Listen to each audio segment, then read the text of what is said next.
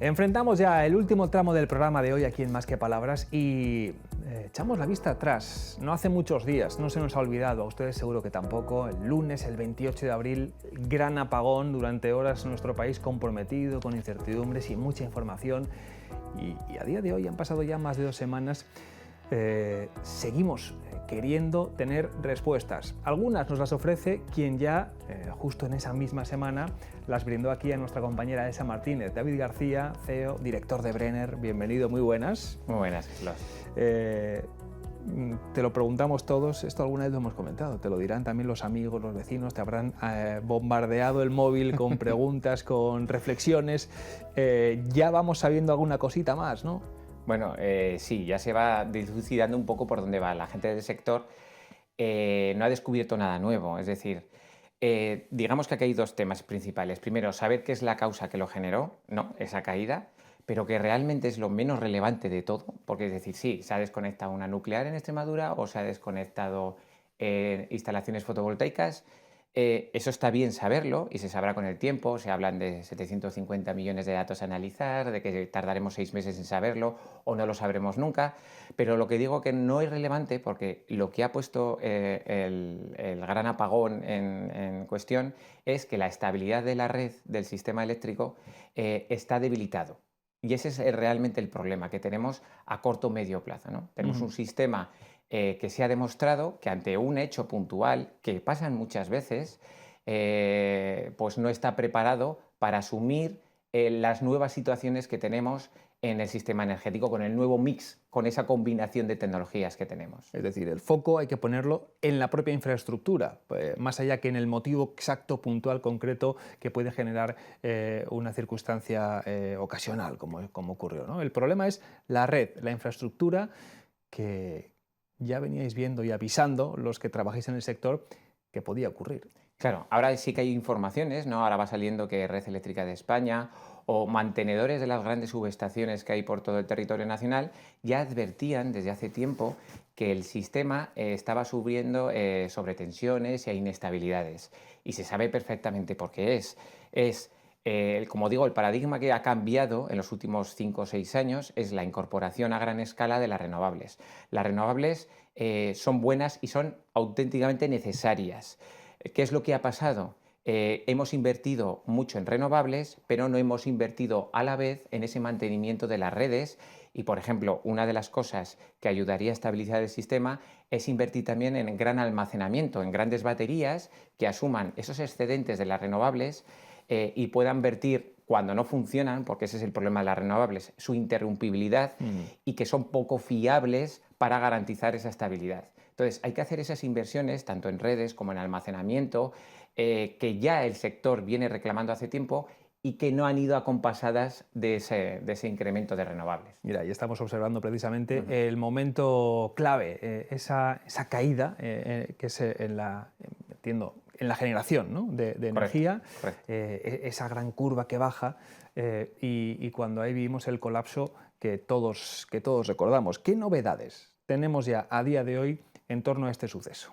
A ver, como digo, las novedades son, se sabe que ha habido un desacople de en torno, creo que decían, de 2 gigas, es una cantidad importante, porque en un momento puntual el suministro en ese momento podía estar siendo de 26, o sea, 2 gigas, estamos hablando de menos de un 10%, pero en cuestión de segundos se desacoplan.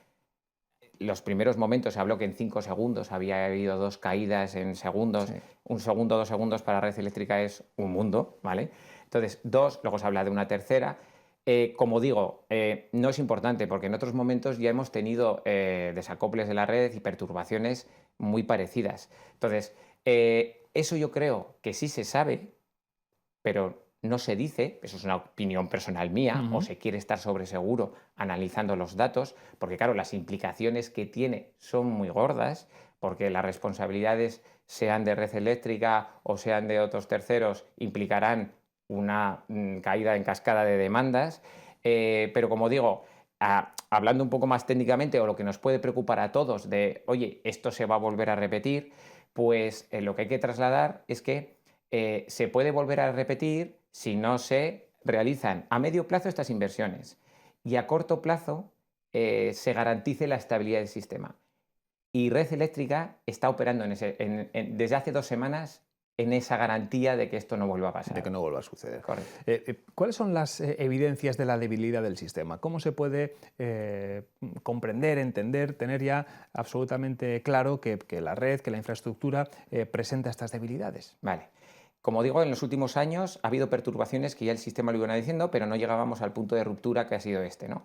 Hay 2 hechos que demuestran, aunque dejando ideologías fuera, pero demuestran que en estas 2 semanas se está corrigiendo ese jugar con fuego en el que hemos estado en los últimos años, ¿no? Hemos estado muy al límite muchas veces de que estas perturbaciones ocasionasen la caída de la red en otros momentos. ¿Qué 2 hechos demuestran que se está utilizando lo que ya se sabe que se tiene que utilizar? Aquí hay que decir que hay tecnologías que favorecen la estabilidad del sistema, se ha hablado mucho de ellos, ¿no? De la hidráulica, la nuclear y el ciclo combinado del gas, favorecen que el sistema asuma perturbaciones en un momento dado, por esa inercia eléctrica, porque funcionan con grandes turbinas, y hay otras tecnologías como las renovables que no favorecen el sistema, ¿no? Las renovables utilizan electrónica de potencia, pero no generan una inercia. Entonces, ¿qué es lo que se sabe? El día siguiente, a la caída del día 28, el martes, Red Eléctrica, que es el operador del sistema, puso el remedio. ¿Cuál es el remedio? Incorporar en el sistema estas tecnologías que garantizan la estabilidad. Como las nucleares no se pueden conectar en horas, en ese momento es verdad que la nuclear no puede arrancar en horas, sino que arranca en horas, en días. ¿Qué se utilizó masivamente? El ciclo combinado, el gas. Se arrancó. Red Eléctrica dio orden de arrancar a los ciclos combinados y también a las grandes hidráulicas, gracias a que tenemos agua, porque las hidráulicas tienen ese problema también, si no tienes agua no funcionan, y ese es un hecho que hemos visto que desde ese día se sigue incorporando mucha tecnología fiable y se está achicando un poco la entrada de renovables. Y el otro motivo que justifica es que los costes operativos de mantener esta estabilidad se han elevado muchísimo por parte de Red Eléctrica de España.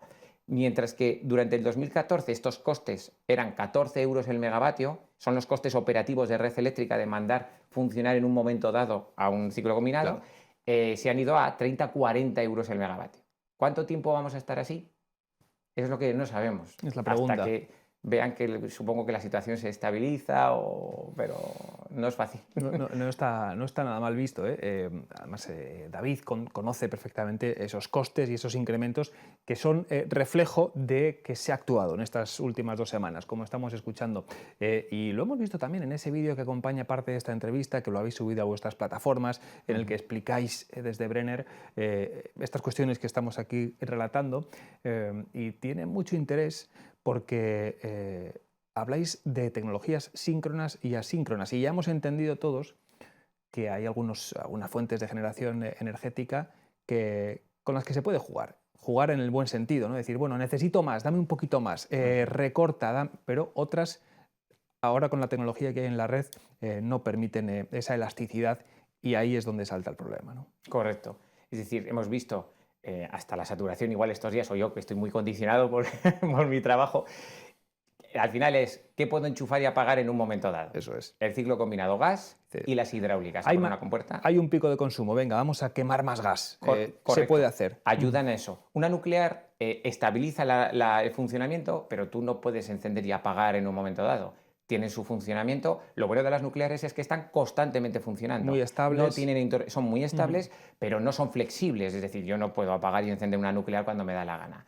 Las tecnologías renovables son muy buenas, generan con un precio muy bajo, muy barato, pero tienen un problema que dependen del agua, del viento y del sol, que ahora puedo estar produciendo al 100 y pasan las nubes y bajar al 50%, claro. Entonces son interrumpibles, no son gestionables. La combinación de todo es lo que da un buen aporte al sistema, ¿vale? Pero sabiendo que hay que mantener la seguridad siempre. Hay posibilidad, al final, esto también es un ejemplo, yo creo que muy bueno, lo van a entender, un embalse, un pantano, es una batería gigantesca. Es una gran batería de energía que se puede, si hay agua, como ha dicho David, que se puede abrir y cerrar y generar potencia en los hogares y para el consumo de un país. ¿Se puede habilitar también para las renovables esa clase de baterías? ¿Hay países, hay sistemas que ya tienen grandes parques de baterías para que precisamente puedan ser algo más elásticas y juguemos con esa generación? Correcto, eso es. La hidráulica, como dices, hay tres tipologías de hidráulica. La de río fluyente, estas mini presas que vemos que Sí. generan tal, las grandes presas que conocemos que abres la compuerta y se genera, y luego las estaciones de bombeo, que son esas grandes baterías. Se sube agua en altura y se suelta cuando es necesaria. Al final Eso es como es. una gran batería.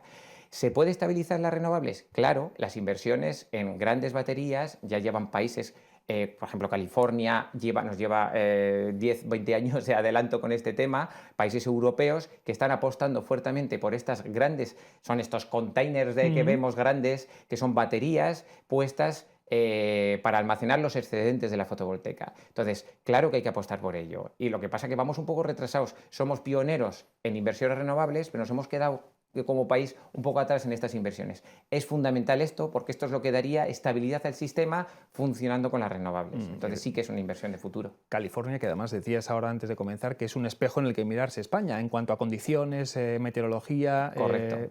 Es que ahí hay que mirar, ¿eh? la latitud, toda la población son 40 millones, el funcionamiento es una cosa muy similar. Y nos fijamos en California y en California está viendo la curva de Pato que vemos ahora. La curva de Pato es que Sí, las horas centrales del día se hunden cuando entran las muy fotovoltaicas, ¿no? curioso, lo explica muy bien, hace Claro. esa forma del animal, ¿verdad? Sí, Sí, sí, hay sí. que tener mucha La imaginación canción, para ver pero la cola y la cabeza la del pato, cabeza, sí. pero está ahí. Sí. Pero California esto ya hace 10 años que lo va viendo. En España realmente lo estamos viendo ya, incluso los días laborables, desde hace 2 años, ¿no?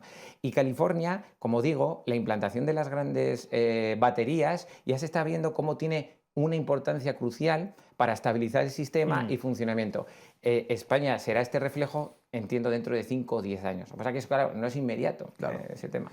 Todo cuesta. Es una infraestructura muy compleja y Ujú. muy necesaria, desde luego, como vimos, como sabemos, pero como vimos también el 28 de abril. Dos últimas cuestiones. David, se ha puesto también en el foco la nuclear, desde incluso el Ejecutivo, pues se ha señalado diciendo, bueno, no es que no es la solución, es que fue también parte del problema.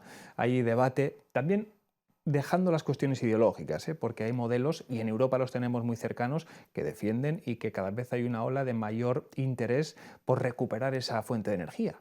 Claro. A ver, la nuclear ya lo hemos dicho, es de las que estabiliza el sistema, garantiza que todo sea fiable, absorbe perturbaciones en la red.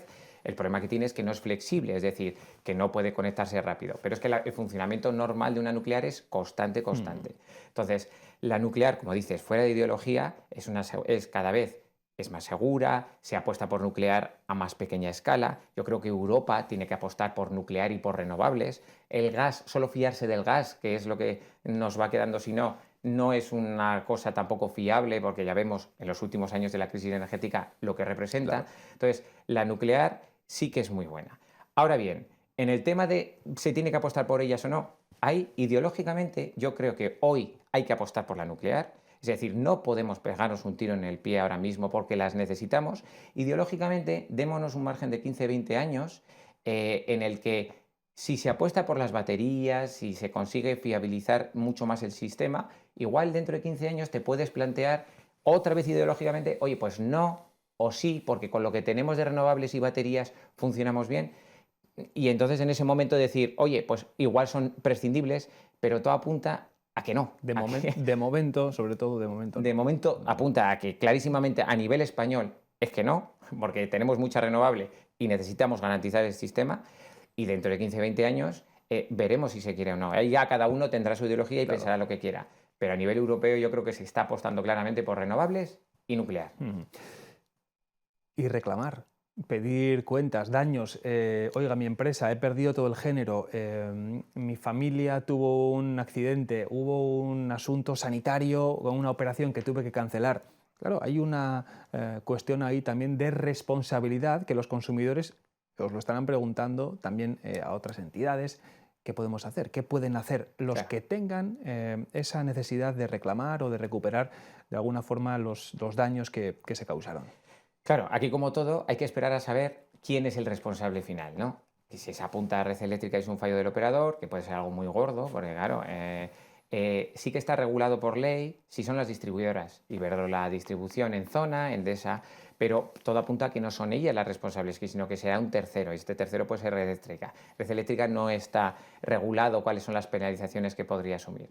Nosotros lo que estamos recomendando a los clientes, a nuestros consumidores, es que miren sus seguros privados, miren sus clausulados y reclamen. Pero lo que seguramente, dependiendo de mirando el clausulado, si tú has tenido un problema, se ha estropeado una maquinaria porque el apagón ha fallado la electrónica, seguramente eso entre dentro de los seguros. Otra cosa es el lucro cesante o demostrar que has perdido un género, eso es más complicado siempre, pero nosotros lo que decimos, hay que reclamar el seguro, hay que recabar mucha información, hay que coger información de lo que pasó ese día, que las empresas deben guardar todo lo que puedan y empezar a hacer esas reclamaciones a los seguros privados, lógicamente. Luego cada uno, tenemos clientes que decían, bueno, como todos hemos sufrido el apagón, al final tampoco podías trabajar con otros, pero claro, hablo de las industrias cárnicas, de las industrias de frío, aquellas que no tienen un respaldo y que la cadena de frío se rompe, cuidado, porque hay verdaderos dramas con empresas que han perdido millones por no estar 8 o 10 horas funcionando. Entonces, es un tema muy complejo el de las reclamaciones. David, estaremos bien cerca de vuestros consejos. Brenner, ya lo saben, compañía que trabaja en el sector de la energía, que es un lujo teneros aquí en La Rioja y contar con tu testimonio de vez en cuando aquí en esta casa, en esta multimedia. La última, la factura tiene pinta de que va a seguir al alza por esto que nos has contado, ¿no? Bueno, vamos a ver. Por un lado está el precio de la energía, que está más bajo que nunca en mayo, que está a 15, 16 euros el megavatio, que es lo típico que suele pasar en la primavera, pero ahora sí que hay que sumarle esos costes que antes no teníamos de 30 a 40 euros cuando antes eran de 10, 14. Entonces sí que hay que estar muy cerca y hacer un seguimiento si se quiere comprar bien. Te llamaremos seguro. Gracias, David. Gracias, Carlos. Un saludo y, como digo, enhorabuena por vuestro trabajo, también de divulgación, que es muy importante. Así